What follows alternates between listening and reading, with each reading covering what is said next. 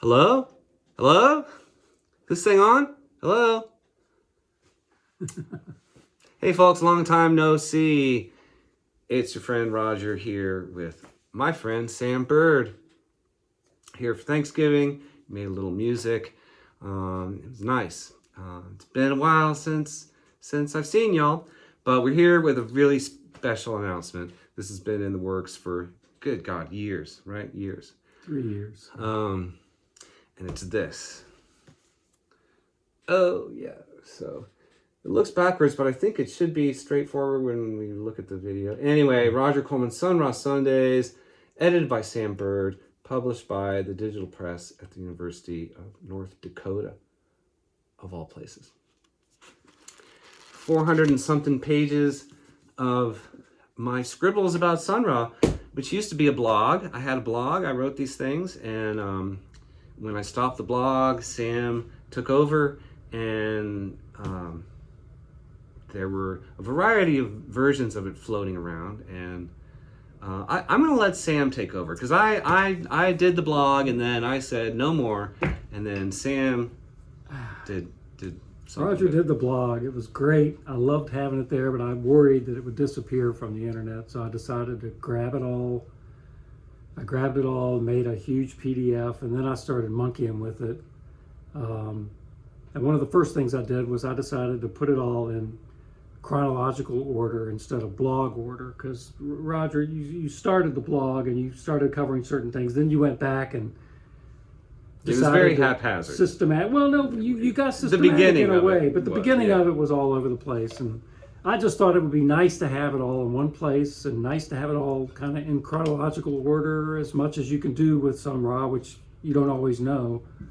Certainly back then. But anyway, yeah. So I just kind of downloaded everything, copied it all, put it into a PDF, and then sort of made it into a little book just for our own purpose. So that was, and he put it up on Lulu, and I got some of these. I gave them away in the VC. Y'all know who you are if you're watching. And so and it was like, oh, good. Well, it's really nice to look at it in discographical order. Yeah, and in a book too. It's nice to have a. Yeah. So then Erwin Chusid. Wait, how does this go? Yeah, you know the whole history of it. No, I don't. All right. So we were just talking about it. But, so Erwin Chusid contacted me because he had done a similar thing that Sam had done and put together a PDF of just screenshots, and it was just in blog post order. And he wanted to post it on the Sun Ra site. And I was like, oh yeah, sure, that's fine. That's awesome. And then you told him that I had done a version as well. Right, yeah. And gave Erwin, and Erwin Chusid is the administrator of the Sun Ra state. Like, he's kind of the official, grand poobah of the Sun Ra state. And he's a really good guy, and he's done an amazing job. He's done excellent work. It continues to be amazing. The Bandcamp site is it's fantastic. Amazing. And they continue to put out great reissues and newfound treasures and support the current orchestra, right? Yep. So and then I was like, oh, that's cool. More people look at it, great. And then this guy Bill Caraher,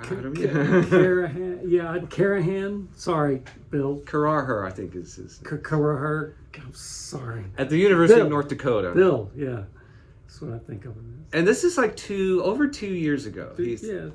Going on 3 years ago. He's like, oh, we want to do. They have this digital press, which is, free ebooks and then, print on demand books, but like a university press, right? And so he contacts both of us right at the same time, going like he wants to do this, and honestly, I'm like, yeah, whatever, I'll believe it when I see it.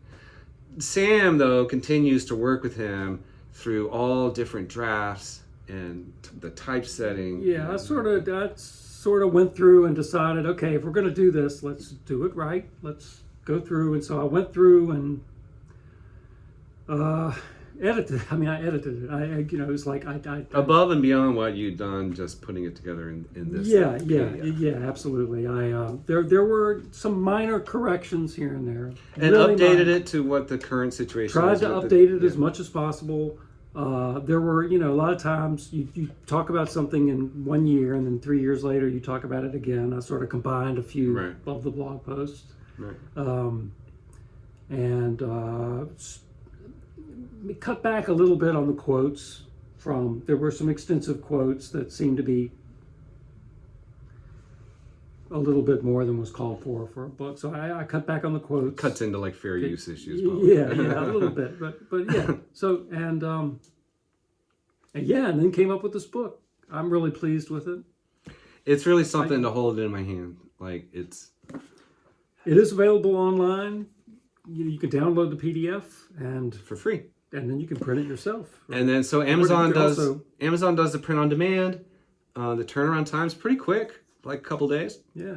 $20, 400 something pages. Yeah, come on. That's a deal. Oh, and by the way, I get no money for any of this, in case you think I'm here shilling like, give me money. No. It supports the press. It supports the press. It's like not, we're talking profits. It's not much. Yeah. But a lot of work went into this. And but it's licensed through the Creative Commons, so fair use through attribution. You can do whatever you want with the text. Just attribute it to me and Sam, because he really did a lot of work on this. Right. So. But I got this in my hands, and I'm like, you know what? Whatever my music, I don't know, but this I think is something that's going to outlive me, and it wouldn't exist if it weren't for Sam. Well, it would still just be on the blog and forgotten, and I was happy to work on it. I was proud to work on it, and it's this book covers so much of the music. I mean, it's just music based. It's just dealing with the recordings. It's putting the recordings in context, and historical and sociological context. But it's mainly dealing with, well, what is this? What are we listening to? What is this music? And there's so many unreleased recordings that Rodger goes through, and I don't know. My only regret is that it's a fragment.